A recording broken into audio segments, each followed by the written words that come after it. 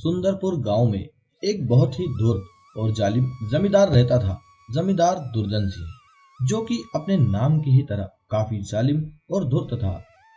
जमींदार दुर्जन सिंह जितना धूर्त था, उससे भी ज्यादा धूर्त थे जालिम सिंह के दो सेवक लल्लन और कल्लन। क्यों भाई कल्याण, मैंने तुम्हें अपनी जमीन खेती करने के लिए दी और तुमने उसमें पानी ही नहीं डाला। जमीन का ही कल्याण कर दिया, अब उसमें फसल नहीं हो रही है तो आकर छाती पीट कर रो रहे हो। अरे अगर तुम पानी ही नहीं दोगे तो फसल कैसे होगी। अरे मालिक, मैं तो फसलों में पानी देने ही जा रहा था कि वहां लल्लन और कल्लन आ गए और कहने लगे कि सारा पानी इन्हीं फसलों में दे दोगे तो अगली फसल के लिए पानी कहाँ से लाओगे। पानी देना बंद कर दो। बताइए मालिक, अब मैं क्या कर सकता हूँ। दुर्जन सिंह लल्लन और कल्लन को घूरते हुए, क्यों बे लल्लन और कल्लन, तुम्हारी इतनी हिम्मत, तुमने इसे खेत में पानी देने से रोका। अरे नहीं नहीं मालिक, यह खेतों में तो पानी दे रहा था, पर साथ ही में अपने घर के लिए भी पानी भर रहा था, तो मैंने इसे पानी ले जाने से मना किया था। इस कमबख्त ने तो खेतों में पानी देना ही बंद कर दिया। क्यों बे कल्याण, झूठ बोलता है और मेरे सेवकों की बुराई मुझसे ही करता है। अब तुम दोनों यहाँ खड़े खड़े मुंह क्या देख रहे हो, चलो पिटाई करो इसकी। लल्लन और कल्लन कल्याण की पिटाई करने लग जाते हैं और वो पिटाई कर ही रहे होते हैं कि तभी वहां किसान भोलाराम आ जाता है। नमस्कार मालिक। मालिक, इस बार की फसल बहुत अच्छी हुई है, चलिए आप खेत में चलकर फसल को देख लीजिए। अरे भोलाराम, तुम्हारी फसल को क्या देखना, तुम तो फसल काट कर ले आओ, फिर यहीं पर तुम्हारा हिसाब में जो हिस्से में बनेगा वो तुम्हें दे दूंगा। अगले दिन भोलाराम फसल काट कर ले आता है। दुर्जन सिंह फसल देखकर बोलता है, देखो भाई भोलाराम, मैं किसी का भी हिस्सा नहीं रखता हूँ, पर क्या है ना कि तुमने जो फसल उगाई है उसमें निकलने वाला कचरा ज्यादा है और अनाज है कम, इसलिए अनाज में से मैं तुम्हें 15 बोरी ही अनाज दे पाऊंगा। मालिक, मैंने बहुत मेहनत करके यह फसल उगाई है और आपने कहा था कि मुझे इस फसल में से आधी फसल दे देंगे। अब आप 100 बोरी अनाज में से मुझे सिर्फ 15 बोरी ही दे रहे हैं। ऐसा क्यों कर रहे हैं मालिक, मुझ गरीब के साथ में। अरे भोलाराम, तुम तो अपने नाम के मुताबिक बिल्कुल भी भोले नहीं हो। अरे जमीन मेरी है, उसमें लगने वाला बीज मेरा था, उसमें लगने वाली खाद मेरी थी, तो इन सब का खर्च कटेगा ना। तुम्हारे हिस्से 15 बोरी ही बनता है। मालिक, बात तो आपकी बिल्कुल सही है, पर अगर खर्च काटना ही है तो पूरी 100 बोरी में से काटिए ना। मेरी 50 बोरी में से ही क्यों काट रहे हैं। इससे तो मैं साल भर का गुजर बसर भी नहीं कर पाऊंगा। अरे भोला, मैं तो तुम्हें बड़ा भोला भाला समझता था, पर तुम तो बड़े ही चालाक निकले। जाओ यहाँ से, वरना 15 बोरी अनाज भी तुम्हें नहीं मिलेगा। अब लल्लन और कल्लन भोलाराम को घूरते हुए देखते हैं। उनके डर से भोलाराम चुपचाप अपनी 15 बोरी लेकर वहां से चला जाता है। भोलाराम की पत्नी शारदा उसका इंतजार कर रही थी। भोलाराम को आता हुआ देखकर शारदा कहती है, अरे ये क्या, आप तो सिर्फ 15 बोरी ही अनाज लेकर आए हैं, बाकी की 35 बोरी अनाज कहाँ है। अरे भाग्यवान, लगता है जमींदार दुर्जन सिंह की मक्कारी और भी ज्यादा बढ़ गई है। पहले तो उसने मुझसे कहा था कि फसल का आधा हिस्सा दूंगा, पर अब जबकि फसल पक गई है और काट कर भी ले आया हूँ तो 100 बोरी में से मात्र 15 बोरी ही देते हुए कहता है कि वो खर्च भी इसमें से ही काटेगा। हे भगवान, ये कैसा अत्याचारी जमींदार है। अगर यह 15 बोरी अनाज हम रखेंगे तो हम साल भर भी नहीं खा पाएंगे। हाँ भाग्यवान, मैंने भी उनसे यही कहा था, पर उसके दो मक्कार सेवक लल्लन और कल्लन ने मुझे डराकर वहां से भगा दिया। देखिए, जमींदार ने सभी के खेत हड़प लिए हैं। अब हमारे भाग्य में इसकी गुलामी करना ही लिखा है, तो अब हम क्या कर सकते हैं। हे भगवान, कभी तो हमारा उद्धार करो। अरे भाग्यवान, इसीलिए तो मैंने अपने बेटे आलोक को पढ़ने के लिए शहर में भेजा है, ताकि वह वहां कुछ काम कर सके और इस मक्कार की गुलामी उसको ना करना पड़े।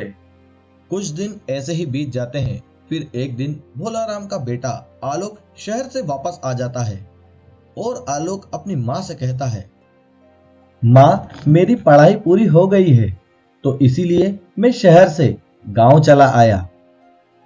अरे बेटा, तुम क्यों इस नर्क में वापस आ गए? तुम्हें तो हमने शहर भेजा ही इसीलिए था, ताकि तुम वहां पर कोई अच्छी नौकरी कर सको और हमें भी शहर बुला पाओ। माँ, मेरी शहर में नौकरी लग गई है, इसीलिए मैं आप दोनों को यहाँ से लेने के लिए आया हूँ। बेटा, तुम शहर में रहो, तुम्हारी छोटी सी कमाई से हम तीनों का खर्च कैसे चल पाएगा? मैं यहीं रहकर खेती करता हूँ। अजी, जब आलोक कह रहा है कि उसे अच्छी नौकरी मिल गई है, तो आप क्यों शहर जाने से मना कर रहे हैं? वैसे भी यह जमींदार दुर्जन सी है, हमें यहाँ कौन सा पेट भर खाना खाने देगा। हाँ शारदा, बात तो तुम्हारी सही है, पर क्या है ना कि मुझे नहीं पता था कि आलोक की नौकरी लग गई है, इसलिए मैंने जमींदार दुर्जन सिंह से अगले साल के लिए भी खेती उधार पर ले ली है। अब खेती नहीं करूंगा तो वो हमारे गिरवी रखे हुए खेत और घर हमसे छीन लेगा। अरे बेटा, शहर में तुम्हारी पढ़ाई चल रही थी, अब मैं तुम्हें कैसे तंग करता कि यहाँ का जमींदार काफी अजीबोगरीब शर्त रखकर हमें अपनी जमीन देता है और बदले में थोड़ा ही अनाज देता है, और साथ ही साथ हमारी सारी जमीन और घर उसने कर्ज के नाम पर अपने पास गिरवी रख लिए हैं। हाँ बेटा, हम नहीं चाहते थे कि तुम्हें पता लगे कि यहाँ के हालात कैसे हैं और कितने ज्यादा बिगड़ चुके हैं। जमींदार दुर्जन सिंह पहले से भी ज्यादा क्रूर हो गया है और उसके वो दो चमचे लल्लन और कल्लन हमेशा उसके कान भरते रहते हैं। बेटा आलोक, जब से जमींदार के यह दो दुष्ट सेवक लल्लन और कल्लन आए हैं, उन्होंने जमींदार को पहले से भी ज्यादा दुष्ट और भ्रष्ट कर दिया है। आलोक यह बात सुनकर कुछ सोचने लगता है। फिर अपने पिताजी भोलाराम से कहता है, अरे बेटा, तुम कहाँ पढ़ लिख कर इन जाहिल गवारों के मुंह लगते हो? पिताजी, इन लोगों को तो सबक सिखाना जरूरी है, नहीं तो मेरी इतनी पढ़ाई का क्या फायदा? जब मैं किसी का फायदा ही नहीं पहुंचा पाऊंगा तो पढ़ाई करने का क्या फायदा है? मैं पहल करूंगा तो पूरे गांव की दिशा बदल जाएगी और हमारा गांव फिर से स्वर्ग जैसा हो जाएगा। आलोक, पिताजी ठीक कह रहे हैं। जब तुम्हारी शहर में अच्छी नौकरी लग गई है, तो क्यों यहाँ इन पिछड़ों के बीच में पड़े हो बेटा? पिताजी, पढ़ाई सिर्फ इसलिए नहीं की जाती कि आप अच्छी नौकरी कर सको, बल्कि पढ़ाई इसलिए भी की जाती है ताकि आप अपने आसपास हो रहे अत्याचार का भी जवाब दे पाओ। पढ़ाई हमें मजबूत बनाती है, ना कि हमें कमजोर करती है। और फिर अपने गांव पर आई हुई मुसीबत से भागना, ये कहाँ की समझदारी है? भोलाराम और शारदा आलोक की तरफ देखते हैं। भोलाराम और शारदा को आलोक की बात में कुछ सच्चाई नजर आती है। दोनों ही आलोक की बात मान लेते हैं। ठीक है बेटा, मैं तुम्हें जमींदार के पास ले चलता हूँ, पर थोड़ा लल्लन और कल्लन से बच के रहना। इतना कहकर भोलाराम आलोक को लेकर जमींदार की हवेली पर पहुंच जाता है। अरे वाह भोलाराम, तुम तो खेती करने के लिए वापस आ गए। मुझे तो लगा कि तुम अपना खेत और घर मुझे देने आए हो और अपने बेटे के साथ शहर ही बस जाओगे। मालिक, यह मेरा बेटा आलोक है, यह मेरे बदले खेती करेगा। अब आप इसे ही सारी शर्त बता दीजिए। अरे आलोक, तुम्हें खेती करना आता भी है या 4 किताबें पढ़ने के बाद तुम खेती भूल गए हो? नहीं मालिक, मैं तो हमेशा से ही आपका सेवक हूँ। मेरे पिताजी ने तो आपकी सेवा करने के लिए ही मुझे शहर पढ़ने के लिए भेजा था, ताकि पढ़ लिख कर मैं अच्छे से खेती कर पाऊं और आपकी सेवा कर पाऊं। लल्लन, अरे ओ मीठी दुकान, क्या नया चापलूसी का पाठ पढ़कर आया है शहर से? कल्लन, अरे जमींदार साहब, मुझे तो दाल में कुछ काला लगता है, वरना शहर जाने वाले लोग हमें अपनी जमीन देकर शहर चले जाते हैं, यह तो उल्टा शहर से खेती करने के लिए आया है। जमींदार और उसके दोनों सेवक जोरदार ठहाके लगाते हैं। चलो बातें बहुत हो गई। आलोक, तुम अगर खेती करना चाहते हो तो मेरी भी एक शर्त सुन लो, जो मैंने तुम जैसे पढ़े लिखे लोगों के लिए ही रखी है। जी मालिक, बोलिए, ऐसी कौन सी शर्त है जो आपने मुझ जैसे पढ़े लिखे लोगों के लिए ही रखी है? देखो आलोक, मैं तुम्हें खेत दे दूंगा, पर खेत में होने वाली फसल का ऊपरी हिस्सा मेरा होगा, तो निचला हिस्सा तुम रख सकते हो। बोलो, यह शर्त तुम्हें मंजूर है? जी मालिक, अगर आपकी यही इच्छा है तो मैं इसे जरूर पूरा करूंगा, पर मेरी भी एक शर्त है। कौन सी शर्त है तुम्हारी? मालिक, मैं चाहता हूँ खेत में लगने वाला बीज मैं लेकर आऊंगा। लल्लन, अरे मालिक, ये तो बिल्कुल कम अकल का निकला। इसको तो पता ही नहीं है कि हम ही बीज देते हैं। मालिक, मैंने कुछ गलत कह दिया क्या मालिक? अरे चुप नालायक, जब इसे पता ही नहीं है कि बीज हम देते हैं तो हम इसे क्यों बताएं? हमारा बीज का खर्च बच जाएगा। तो ठीक है मालिक, आप मुझे खेत बता दीजिए, मैं उसमें अपना बीज लाकर बो देता हूँ। जमींदार अपने दोनों सेवकों की तरफ देखकर बोलता है। अरे मूर्खों, देख क्या रहे हो? इसे अपना वो पथरीला वाला खेत दे दो। जमींदार के दोनों सेवक आलोक और भोला राम को लेकर अपने पथरीले वाले खेत पर आ जाते हैं। कल्लन, देख भाई इंग्लिश बाबू, उस पेड़ से लेकर इस पेड़ तक तुझे खेती करना है। ठीक है भाई, मैंने खेत देख लिया, अब मैं शहर जाकर बीज ले आता हूँ। इतना कहकर आलोक और भोला राम अपने घर की ओर चल पड़ते हैं। कुछ दिन ऐसे ही बीत जाते हैं, फिर फसल का टाइम आता है। जमींदार साहब, आप अपने दोनों सेवकों को लेकर खेत पर आ जाइए और अपना ऊपरी भाग काट कर ले जाइए। अरे वाह भाई आलोक, तुम तो बड़े ही समझदार हो। चलो भाई लल्लन और कल्लन, खेत पर चलकर अपनी फसल ले आते हैं। अरे मालिक, खेत पर बाद में चले जाना, मैं चाहता हूँ कि आप मुझे अगली बार की फसल बोने का मौका दें। बेटा आलोक, तुम वही करना जो हमारा तय हुआ है। बीज तुम लेकर आओगे, बाकी की बातें मैं तुम्हें खेत पर पहुंचने के बाद करता हूँ।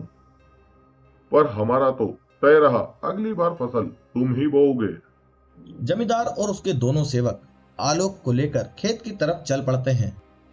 अरे वाह आलोक, तुमने तो बड़ी अच्छी फसल बोई है, पर इसमें अनाज तो कहीं दिखाई ही नहीं दे रहा है।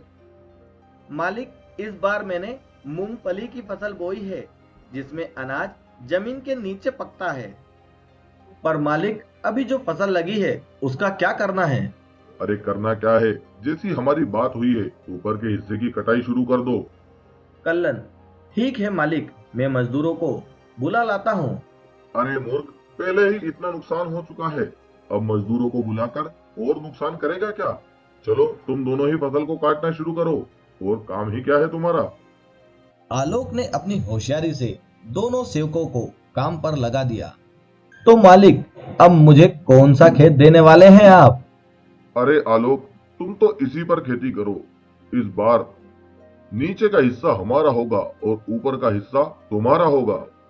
आलोक जमींदार दुर्जन सिंह की बात सुनकर काफी खुश हो जाता है और बीज लेने के लिए शहर चला जाता है। कुछ समय ऐसे ही बीत जाता है। फिर जब फसल कटने का टाइम आता है तो आलोक जमींदार के पास जाकर कहता है कि फसल आ गई है, आप अपनी फसल काट लो। जमींदार और उसके दोनों सेवक खेत की तरफ चले जाते हैं और खेत पर पहुंचकर जमींदार और उसके सेवक भौचक्के रह जाते हैं। अरे लल्लन और कल्लन, इस बित्ते भर के छोरे ने तो इस बार भी हमें उल्लू बना दिया। देखो इसने किस चीज की खेती करी है। इस बार भी इसने हमारे साथ धोखा कर दिया। देखो, इसने तो कपास की खेती की है। लल्लन और कल्लन अपना माथा पकड़ लेते हैं, क्योंकि इस बार भी नुकसान हो गया है और फसल इन दोनों को ही काटनी है। दोनों वहां से रफू चक्कर हो जाते हैं। अरे लल्लन कल्लन, कहाँ भाग रहे हो? लल्लन कल्लन, अरे मालिक, हमें नहीं काटनी फसल, हम जा रहे हैं अपने गांव। आलोक, इस बार भी फसल तुम ही बोओगे, पर शर्त यह होगी कि फसल का ऊपरी भाग और निचला भाग दोनों हमारा होगा और बीच का भाग तुम रख सकते हो। और इस बार फसल तुम्हें यहाँ नहीं बोनी है, तालाब के पास वाली जमीन पर बोनी है। मुझे मंजूर है मालिक, पर इस बार मेरी शर्त थोड़ी अलग है। बीज मैं लेकर आऊंगा, यहाँ तक तो ठीक है, पर इस बार तुम फसल का उपयोग नहीं कर पाए तो तुम सारे गांव की जमीन वापस करोगे, और अगर आपको यह बात मंजूर है तभी मैं तालाब वाली जमीन पर खेती करूंगा। ठीक है आलोक, पर इस बार अगर तुम हार गए तो मैं तुम्हारे पिताजी को जीवन भर के लिए गुलाम बना लूंगा। ठीक है दुर्जन सिंह, मुझे तुम्हारी यह शर्त भी मंजूर है। ऐसे ही कुछ दिन बीत जाते हैं और जब फसल का समय आता है तो आलोक जमींदार को लेकर खेत पर आ जाता है। जमींदार फसल देखकर अपना माथा पीट लेता है, क्योंकि इस बार आलोक ने खेत में गन्ने की फसल लगाई है। भाई आलोक, मुझे माफ कर दो। मुझे खेती करना नहीं आता था, इसलिए मैं लोगों से खेती करवाता था। पर जब मैंने देखा कि लोग हमारी जमीन से काफी मुनाफा कमा रहे हैं, तो मैंने लोगों के सामने शर्त रखनी चालू कर दी। दुर्जन सिंह, लोग तुम्हारी जमीन से अगर मुनाफा कमा रहे थे तो तुमको भी तो मुनाफा दे रहे थे। उन बेचारों का इसमें क्या कसूर था जो ऐसी उल्टी सीधी शर्त रखकर उनकी जमीन और उनका घर भी तुमने हड़प लिया। आलोक, जैसा शर्त में हमारा तय हुआ था, मैं सभी की जमीन वापस कर दूंगा और उल्टी सीधी शर्त लगाना भी बंद कर दूंगा। मुझे माफ कर दो। भोलाराम, शारदा और कल्याण तीनों खेत पर आ जाते हैं। वहां से वह जमींदार की हवेली के लिए निकल जाते हैं, जहां जमींदार सभी को अपनी जमीनें वापस कर रहा था। बेटा आलोक, हमने तुमको पढ़ाकर बिल्कुल भी गलत नहीं किया। तुमने पूरे गांव की काया ही पलट दी और सभी को उस जालिम जमींदार से मुक्त करा दिया। अब जालिम जमींदार भी सुधर गया है और लल्लन और कल्लन भी यहाँ से भाग गए हैं। ऐसे में बेटा, तुम यही खेती कर क्यों नहीं रह जाते गांव में ही? हाँ बेटा, तुम्हारी माँ बिल्कुल सही कह रही है, तुम्हें यहीं रहकर खेती करना चाहिए। पिताजी, जैसी आपकी इच्छा और माँ की इच्छा, मैं यहाँ पर खेती कर लूंगा, क्योंकि मैं जानता हूँ नौकरी करूंगा तो आप लोग शहर कभी नहीं आएंगे, इसलिए मैं यहीं रहकर खेती करूंगा। शारदा आलोक को गले लगा लेती है और सभी लोग खुश हो जाते हैं। इस कहानी से हमें शिक्षा मिलती है कि जब भी किसी पर अत्याचार हो रहा हो तो हमें अत्याचार सहना नहीं चाहिए। पढ़ाई का महत्व सभी को समझना चाहिए। पढ़ने लिखने के बाद इंसान अपने आसपास हो रहे दुराचार और भ्रष्टाचार को रोकने का प्रयास करता है। इसीलिए हमें पढ़ाई पूरी मन लगाकर करनी चाहिए।